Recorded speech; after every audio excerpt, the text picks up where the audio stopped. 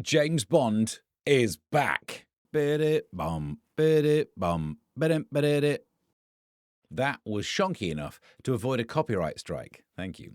So apparently James Bond has a new problem. Not the Russians, not Spectre, not even Amazon owning the franchise. No, apparently James Bond needs to be less of a shagger. Times have changed. It's not like the olden days when Shagger of the Year was the kind of title the likes of Russell Brand would be proud of. No, it's 2026. Stuff like that is filed away under the evidence for the prosecution. Trina Parks, I'm sure she does, who played the assassin Thumper in Diamonds Are Forever in 1971, has a note for the writers. She'd like Bond to be monogamous. Right. She was in one scene 55 years ago. This is less relevant than trying to get input on the new Rolling Stones album from Brian Jones. But Parks says that the new Bond should reflect the modern world, that women in the film shouldn't just roll over into bed with him. Is that the modern world? Is it? Look, I'm too old to know from personal experience, but it kind of feels like maybe we're less chaste than we used to be. I know it now sounds like I'm an old man complaining about the shortness of the shorts that women wear these days, but you see my point. You also see a lot of underbutt. There's a lot on show these days. The modern world doesn't mind a little bit of rumpy, and it seems quite keen on a little bit of pumpy. It's also true that some of the women who slept with James Bond did it because they fancied him, you'd guess. He didn't hypnotise them. He was a good-looking man with a nice car. He wasn't trying to pull just before the nightclub lights went on at 2 o'clock. Not that I know what that was like. James Bond has, across 27 films and 14 novels, demonstrated very few conventional virtues. He drinks like he's trying to forget the plot of Quantum of Solace, and no one would blame him. He smoked until the franchise quietly dropped that in the 90s when it became bad optics, but at least he didn't start vaping. Now, pay attention, 007. This is an exploding vape. It's not meant to be, but we bought it on Temu. Bond manipulates people. He lies. He's a professional liar. He's like a politician, only he kills people. Actually, I suppose indirectly, politicians... Do you know what? Bad example.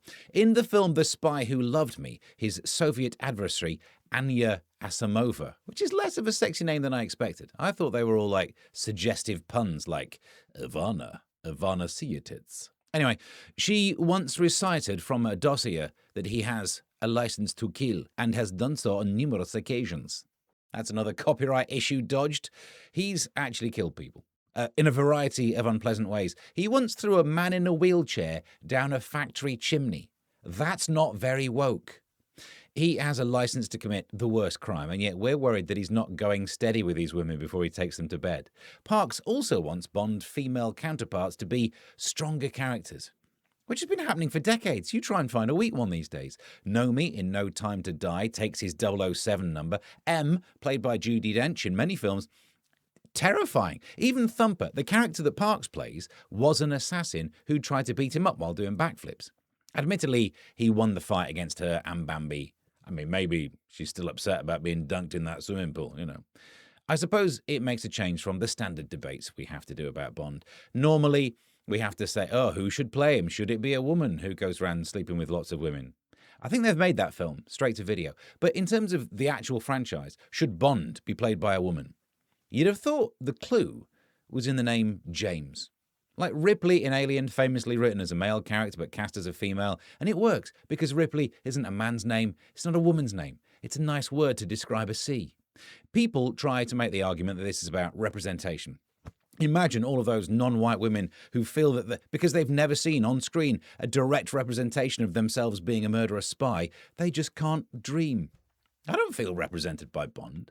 There's never been a bald one. There's no Bond from the Midlands. Bond was a commander in the Royal Navy. I don't even like swimming. He was sophisticated, and I am, as I said before, from the Midlands. So I'm just so unrepresented. And it's not like monogamy is alien to Bond. The franchise experimented with it. Bond did get married back in 1969's On Her Majesty's Secret Service. See? Even the Secret Service was hers. How much more of a female-centric film do you want? But he got married, and the wedding was beautiful. They drove off to their honeymoon. Minutes later, Blofeld and his henchwoman ambushed them on a road and shot Tracy, his wife, in the head. Bond cradled her, saying, "It's all right. We have all the time in the world." Spoiler alert. They did not have all the time in the world. That was a bad song choice. We have 12 hours till rigor mortis sets in. How much of a player is Bond? He didn't even consummate his own marriage. I hope that he didn't, anyway, because they would have had to film that after that scene, and ooh. So if you change Bond's attitude to violence, his relationships to authority, his drinking habits, his romantic behaviour, his general moral framework, his approach to women, at some point you have to realise that you've just got an entirely different character and you should just change his name too. Have a spin-off. There are many other numbers that could start with 00. The point of this story is that James Bond doesn't have to be virtuous, because he's not a perfect hero. He's a flawed character, like all interesting characters are. He doesn't have to be a saint. He'd just look like one between Live and Let Die and View to a Kill. If we make Bond a clean-living, non-smoking, non-gambling, non-drinker, he'd basically end up like a Mormon from the 1800s. And the irony is, then he could have more than one wife.